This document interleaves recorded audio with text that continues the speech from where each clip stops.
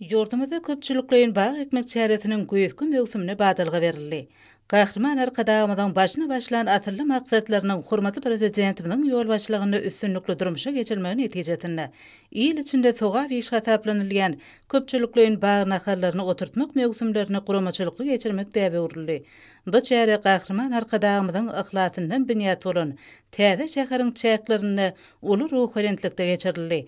Arkadağ şäherine geçirilen köpçülüklerin bağ naharlaryny oturtmak çäretine şäheriň ýol başy düzümleri, edari kerhanalaryň ýol başlary, jemgyýetçilik guramalarynyň wekilleri, hormatly ýaşlylar, köp sanly ýaşlar gatnaşdylar.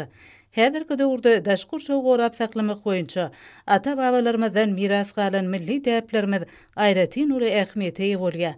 Her ýyl ýurdumyzda ähli halk bağ ekmek çäreleri geçirilip, dürli görnüşli bağ naharlarynyň 100 miňlerçe tekilýär.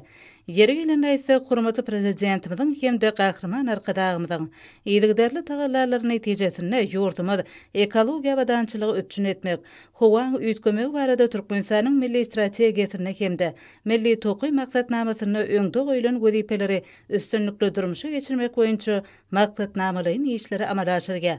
Akır suwly giňişlikde köpçülüklerin oturdulan bağ naharlaryny damjylaýan usula suwarmak boýunça görülen taýýarlyk işlerim aýratyn bellenilmägi münasipdir. Munyň özi suwdan taşytly peýdalanmaklygy hemde işleň döwrewap sazlaşyklgy alınıp barylmagyna ýardam eder. Berkarar watanmyzda daşkur şow goramak ulgamynyň kanunçylyk bünýadyny hasan berkitmek, kämilleşdirmek boýunça da netijeli işler alınıp barylýar.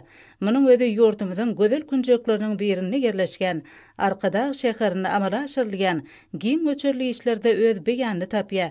Häzirki döwürde Arkadağ şäherini ekologiýa badançylygyny pugtalandyrmak boýunça ýerine ýetirilýän işler nusgalyk häsiýete ega.